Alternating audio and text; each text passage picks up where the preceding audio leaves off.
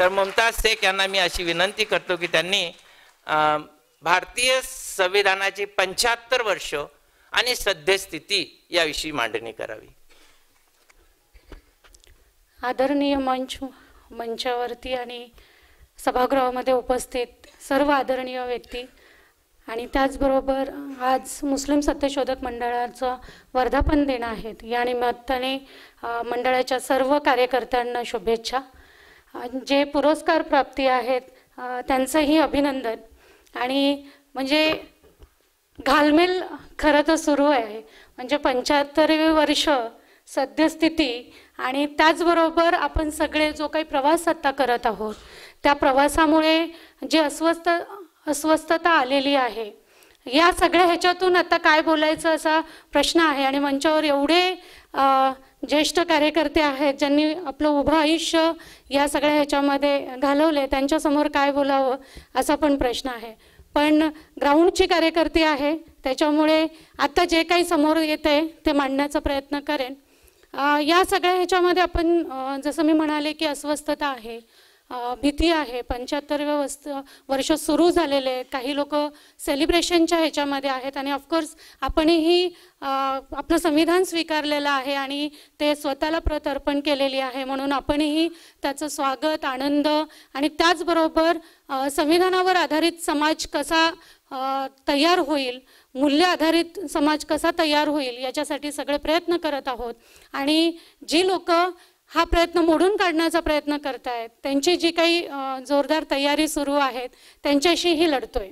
या सगळ्या ह्याच्यामध्ये जे आत्ता दिसतंय की जे गढूळ वातावरण आपल्याकडे सगळीकडे झालेलं आहे, म्हणजे प्रत्येक धर्माच्या प्रत्येक जातीच्या ज्या वस्त्या या निमित्ताने अजून अधोरेखित होत आहेत. अगोदरही होत्या, असं नाही की आत्ता नव्याने झाले, पण आत्ता ते खूप प्रकर्षाने जाणवतंय. ह्या सगळ्या ह्याच्यामध्ये जो माणूस म्हणून जगण्याचा मूल्य, जो मूळ गाभा आहे त्याला ठेच पोचवण्याचं काम खरं तर या सगळ्या ह्याच्यामध्ये सुरू आहे. आपण आता पाहतोय आणि अजूनही वक्ते जे आहेत ते ह्याच्याबद्दल बोलतीलच, पण गेली काही वर्ष वेगवेगळ्या भूमिका आतापर्यंत निभावत आलेल्या आहे आणि आता सध्या NTDNT समूहासोबत काम करते.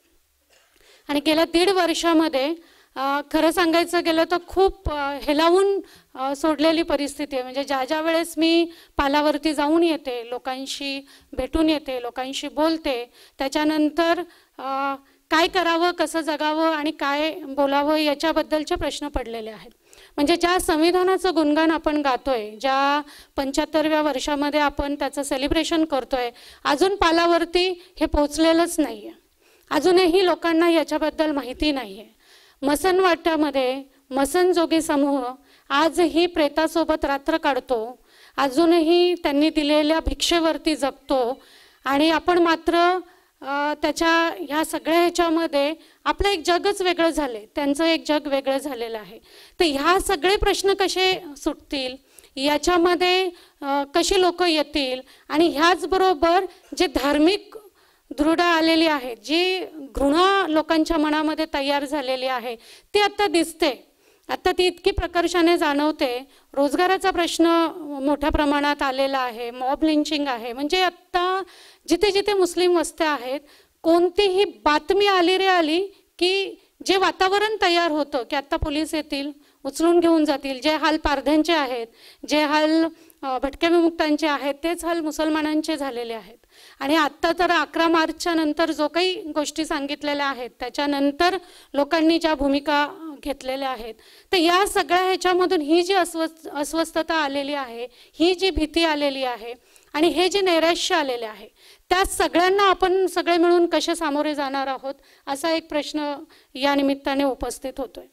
आपण ह्या सगळ्यांना ह्या ज्या जातीच्या भेदाभेदाच्या ज्या भिंती तयार झालेल्या आहेत त्याला आपण कसे तोडणार आहोत, त्याच्यासाठी आपण ग्राउंडवरती जाऊन काय करणार आहोत. आता खरं तर आचारसंहिता लागलेली आहे आणि आपण सगळ्यांची एक जबाबदारी, नागरिक म्हणून जबाबदारी ही आहे आणि आपण सगळे निभावणारच आहोत.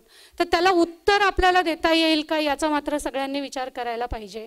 नाहीतर सगळे म्हणतायत हे शेवटचं इलेक्शन ठरणार आहे, तर अशी वेळ आपल्यावरती येऊ नये आणि खऱ्या अर्थाने लोकशाही असणारा हा जो देश आहे तो तसाच राहील. त्याच्या ज्या काही शक्ती ह्याला मिटवण्याचा प्रयत्न करतायत, एकीकडे हुकुमशहा म्हणून आपल्या समोर लोक येऊ घालतायत आणि लोकशाहीच्या गोष्टी ते करतायत, विरोधी पक्ष नसावा म्हणून ज्या काही गोष्टी सुरू आहेत, एकाच घरामध्ये भांडणं लावून त्याचे 2 घरं करतायत, ह्या सगळ्या ज्या गोष्टी आहेत या सगळ्यांना आपण पुरून माणूस म्हणून पुरून कसे उरणार आहोत, एक नागरिक म्हणून आपण आपला हक्क कसा बजावणार आहोत, आपली भूमिका त्यावेळेस काय असणार आहे, हा एक प्रश्न या निमित्ताने उपस्थित होतोय. म्हणजे आम्ही तर आत्ता गेले काही वर्ष वस्त्यांमध्ये वाड्यांमध्ये घुसून काम करण्याचा प्रयत्न करतोय. खूप भाषणं झाली, खूप लोक आले, खूप सगळं बोललेत, पण अजूनही जर प्रश्न सुटत नसतील तर तिथे संविधानिक भूमिका आपली काय असणार आहे, संविधानिक मूल्य आपले लोकांपर्यंत कसे पोहोचणार आहोत आणि खरंच आपण तो समाजाचं जे काही स्वप्न बघतोय ते स्वप्न पूर्ण करण्यासाठी काय आपल्या उपाययोजना असणार आहेत ते मात्र आपण ठरवायला हवं. आणि त्या अनुषंगाने आत्ताच्या मी या 75व्या वर्षामध्ये मी पाहते की माझा जो काही खारीचा वाटा असेल, माझ्या संघटनेचा जो काही खारीचा वाटा असेल, तो किमान लोकशाही वाचवणं असेल, ज्यांचे आधार म्हणून आपण जे संविधानाला आपण आधार म्हणतो आपला, ते संविधान त्यांच्यापर्यंत पोचलेलं असेल, त्यांचे जे अधिकार लोकांनी छीनून घेतलेले आहेत किंवा अजूनही वेगवेगळे प्रयत्न करून त्यांना बाहेर कसं टाकता येईल याचा प्रयत्न करतायत, तर त्याच्यामध्ये काम करणं, त्याच्यातून असा एक समाज तयार करणं की जो संविधानावर आधारित असेल, अशा सगळ्या गोष्टी घेऊन आम्ही या सगळ्या ह्याच्यामध्ये आता उतरलेलो आहोत आणि तुम्ही सगळेही याल ही अपेक्षा आहे. आणि आत्ता या निमित्ताने म्हणजे मंचावरती इतके लोक आहेत ज्यांना वाचून, ज्यांना बघून, ज्यांची भाषणं ऐकून आम्ही कार्यकर्ते म्हणून तयार होतोय, त्या सगळ्यांना आपल्याला ऐकायचं आहे. जास्त वेळ न घेता मी इथेच थांबते. मला इथे बोलवलं आणि बोलण्याची संधी दिलीत याबद्दल आभारी आहे. धन्यवाद.